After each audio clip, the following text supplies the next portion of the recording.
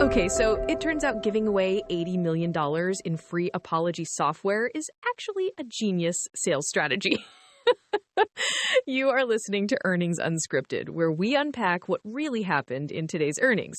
Today is March 3rd, 2026, and we are looking at CrowdStrike's fourth quarter results, ticker CRWD. And Miro, it feels like they just completely defied gravity after that July meltdown. They really did. Look, the numbers are frankly massive. Annual recurring revenue just broke the $5 billion ceiling.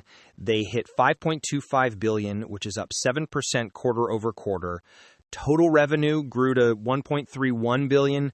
But the real story is they swung to GAAP net income of $38.7 million. Last quarter, they were sitting on a $34 million loss. Quick reminder for everyone, this is not financial advice, just our personal opinions on the data. But honestly, wait. Swinging from a $34 million loss to profit that fast, how did the tape react to that? It was actually really bizarre. The market kind of lost its mind for a second right at the close. The stock plunged sharply down below 375 and then instantly snapped right back up to the 390 level. Entering the call, it was strong, but then it just slowly drifted and finished the after-hour session totally flat, like negative 0.1%. Wow. It is like the algo saw the numbers and panicked and then realized, oh, wait, this is actually good. But the part I love is the human element of that July incident, because it was an absolute nightmare for IT teams everywhere, right? Right. The outage. They handed out these customer commitment packages to keep people from walking away. They basically gave away $80 million in free value and discounts. And now they said those same customers have adopted more tools and added over $160 million in new recurring revenue. They literally doubled their return on an apology. Which is wild. It is a masterclass in treating a crisis like top-of-funnel marketing. You get a discount to stay, and suddenly you're ripping out your old provider. They had that one story, I think, a Fortune 500 retailer. Yeah, they were running a super slow legacy CM product. They ripped it completely out, bought into CrowdStrike's next-gen CM, and apparently their query speeds are 80% faster now. It turned into an immediate seven-figure deal. The Falcon Flex pricing model is just removing all the procurement friction. Customers buy into a pool of value and just turn things on. Flex hit $1.69 billion in ARR by itself. It just seems so effortless for them right now. Customers are effectively trapped in the ecosystem, but they're happy about it because the tech works. So is it just endless smooth sailing from here? Not exactly. It never is. The operational execution is top tier. But if you look at how they're projecting their next year, they're quietly changing their accounting rules on sales commissions, stretching them from 4 to 5 years. Hold on. Can I jump in? Stretching out commissions? Why would they do that right now? Well, because it's going to artificially pad their operating income next year by almost $100 million.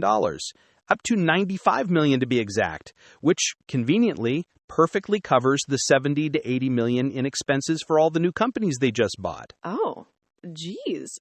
$100 million in pure accounting tailwind. All right, let's get into the details on that, because that feels like the real story hiding underneath all the massive revenue numbers. Exactly. When you see a company go on a shopping spree, like they just bought Pangea, SGNL, Onum, Seraphic, that usually comes with a nasty financial hangover. Integration costs, redundancies. Right. Bringing in totally different corporate cultures. Yeah, and they were looking at something like $74 to $80 million in integration expenses for next year, which is a heavy drag. It makes the forward margins look a little less invincible. So management does a little schedule adjustment. So they just stretch out the math. They stretch out the math. The CFO, Bert Podber, basically came right out and said it on the call. He said, and I'm quoting here, "We are changing the sales commission amortization expense period from 4 to 5 years to benefit non-GAAP operating income by $85 million to $95 million in FY27. I mean, the timing on that is just immaculate. It is beautiful. It perfectly papers over the M&A friction. Look, they justify it by saying customer lifespans are getting longer, which, sure, with their net retention rate sitting flat at 115%, you can absolutely make that argument. But the reality is they manufactured a $90 million tailwind, literally right when they needed it. Quick thing, though. Are you sure the market just, ignores that? Because looking at that after-hours dip you mentioned earlier, it makes me wonder if institutional money is seeing this and thinking, okay, the earnings quality is slightly degraded here. Oh, absolutely. The headline says massive profitability leap, but the mechanics underneath are pulling forward future benefits. It is a lever you can only really pull once. But having said that, their actual business growth is so aggressive that it almost does not matter. Let's look at why they had to buy those security companies in the first place. Okay, yes, because it ties right back to this explosive new problem they're seeing with AI, right? Yes, everyone in Wall Street treats AI like this magical cost-cutting fairy. But for CrowdStrike, it is basically the biggest total addressable nightmare ever invented. Addressable nightmare. That is such a great way to put it, because it is basically shadow IT on steroids. Precisely. Think about it. Employees are just testing out whatever random AI app they can find on their work laptops. CrowdStrike's threat intelligence found over 1,800 different unapproved AI apps running across, get this, 160 million enterprise instances. Wait, 1,800 different apps? Just unauthorized tools quietly gobbling up company data? Running constantly in the background, yeah. Which is exactly why their AI detection response module, the AIDR, jumped 500% sequentially, 500% in one single quarter, because every corporate security officer is suddenly realizing their engineers are copy-pasting proprietary code into some random startup's prompt box. Jeez, which is terrifying from a data privacy standpoint. And it makes total sense why George Kurtz said that line on the call. I have it here. He said, in cybersecurity, you simply cannot have a hallucination. You cannot prompt twice. It is first time final. That is such a flex, but he is entirely right. If your marketing AI hallucinates, you get a weird paragraph. If your security architecture hallucinates, you lose an entire hospital system. Wow. So they are essentially positioning themselves as the only adults in the room for the entire AI boom. Pretty much. They're selling the safety harness for the AI rocket, and they are charging a premium for it. Okay, so if the safety harness is selling that well, and they have this massive $90 million cushion baked into the accounting, where does this actually leave their trajectory heading into the rest of the year? Are they completely untouchable now?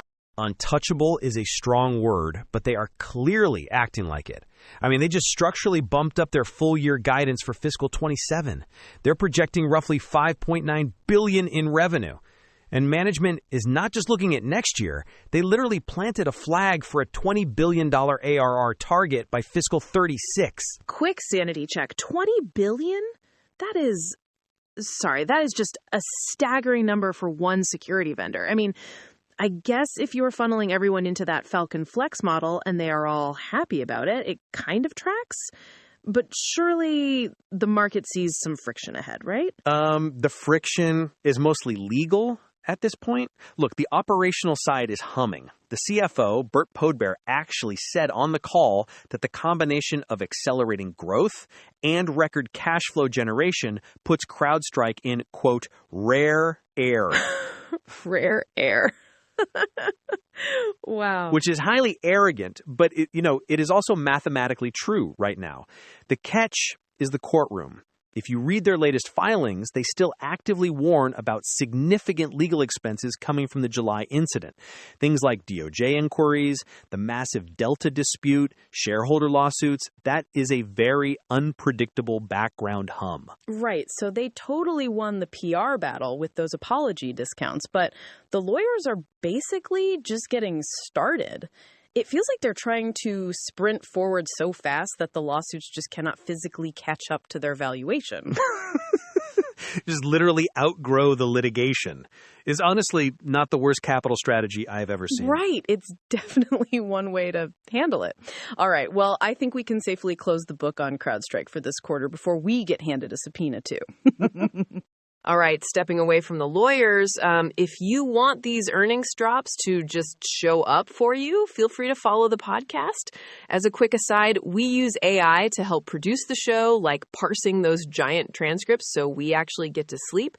But we always want your feedback. Shoot your ticker requests over to earningsunscripted@datamadness.ca or find the X link in the show notes. Thanks for hanging out, and we will see you after the next call. Catch you later.